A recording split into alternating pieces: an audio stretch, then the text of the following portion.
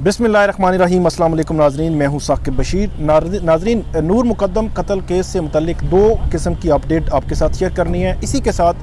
जो case Islamabad high court में आज आसिफ ज़रदारी का जो केस है उनके ख़िलाफ़ दो बड़े अहम केसेस हैं जो 90s में रेफरेंसेस दायर हुए थे उनके ख़िलाफ़ एहतसाब अदालत इस्लामाबाद में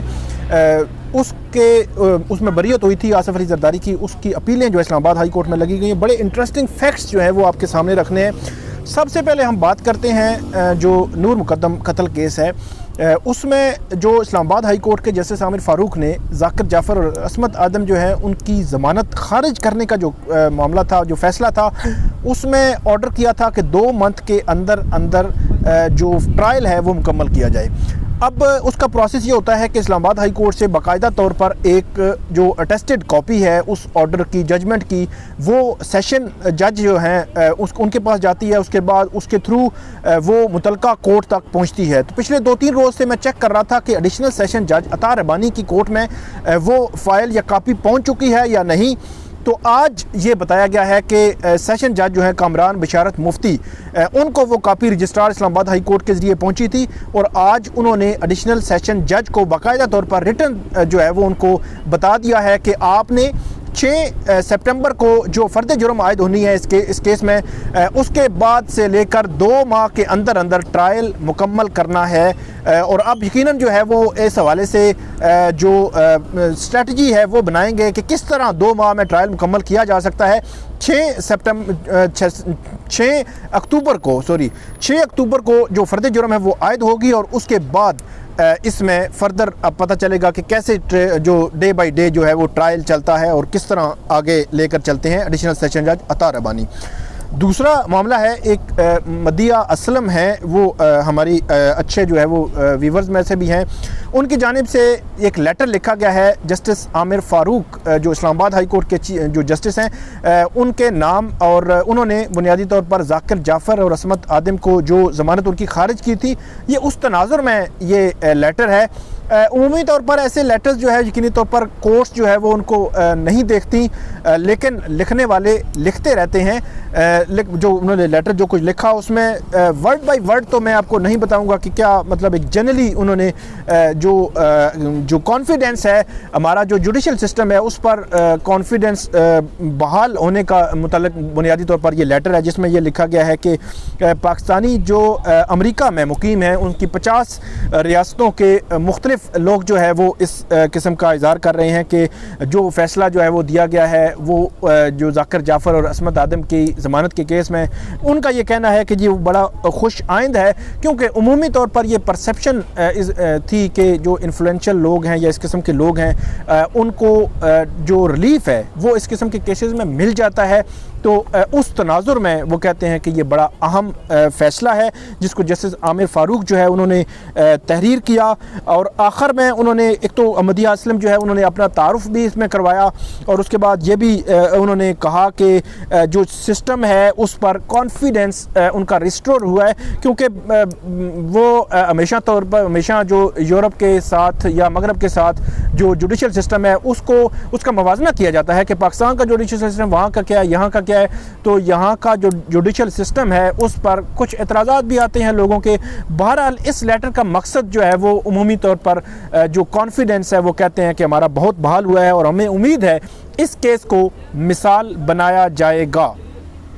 अब आते हैं जो हमारा नेक्स्ट जो मौजू है उस पर आसिफ ज़रदारी जो साबिक सदर हैं उनके ख़िलाफ़ 2 केसेस 90s में बने थे। एक ARY गोल्ड जो रेफरेंस है उसको कहा जाता है, एक उर्सस ट्रैक्टर का केस था। इन दोनों केसेस का थोड़ा बैकग्राउंड बताऊं, उसके बाद बताता हूं कि अपीलों में इंटरेस्टिंग क्या चल रहा है। एक जो केस है साबिक सदर जो हैं आसिफ ज़रदारी, उनके ख़िलाफ़ जो केस था उसमें सोना दरामद करने में कमीशन लेने का केस था। ये ARY गोल्ड केस या ARY गोल्ड रेफरेंस जो है इसको कहा जाता है। इसमें जो सोना दरामद किया जा रहा था उसमें कमीशन लेने का इल्ज़ाम साबिक सदर आसिफ ज़रदारी पर था।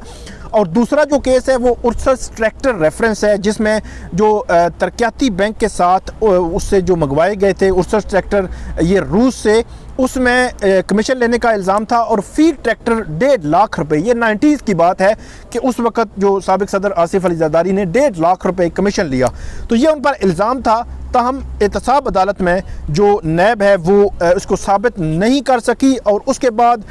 جو 12 دسمبر 2014 کو سابق صدر آصف علی زرداری کو ان دونوں کیسز میں بری کر دیا گیا۔ اس کے بعد نیب نے اسلام آباد ہائی کورٹ میں ان دونوں کیسز کی جو بریت تھی اس کو چیلنج کیا۔ تو مختصراً میں بتاؤں تو 12 دسمبر 2014 کے بعد جو نیب نے اسلام آباد ہائی کورٹ میں یہ جو اکویٹل تھی، جو بریت تھی جس کو چیلنج کیا، اس سے لے کر آج اگر 4 اکتوبر 2021 تک کی بات کی جائے تو کیس وہیں کھڑا ہے جہاں پہ آج سے تقریباً 7 سال پہلے تھا، کیونکہ جیسے جو دائر ہوا ہے کیس تو تاریخ پہ تاریخ چلتی جا رہی ہے، لیکن کیس ایک قدم بھی آگے نہیں بڑھ سکا۔ کیسے نہیں بڑھ سکا میں آپ کو بتاتا ہوں۔ اس میں 29/1/2015 پہلی کیس کی سماعت ہوئی تھی۔ اس میں جو مجموعی طور پر اس کیس میں 16 جو سماعتیں ہیں وہ ہو چکی ہیں، 5 بینچز بنے ہیں، جس میں جسٹس جو سابق جسٹس شوکت عزیز صدیقی ہیں ان کا بینچ، ایک اور جج تھے وہ جو ریٹائرڈ ہو گئے ان کا جو بینچ بنا، اس طرح جسٹس عامر فاروق، جو جسٹس میاں گل حسن اورنگزیب، جسٹس چیف جسٹس اطہر ملا جب جج تھے بطور جسٹس بھی اس بینچ کا حصہ رہے، تو 5 بینچ جو ہے ڈویژن بینچ مجموعی طور پر بنے ہیں، 16 سماعتیں ہوئی ہیں۔ ان 16 سماعتوں میں بھی تھوڑا سا انٹرسٹنگ یہ ہے کہ 2015 میں تقریباً 8 سماعتیں ہوئیں، 2016 میں بھی تقریباً جو ہے وہ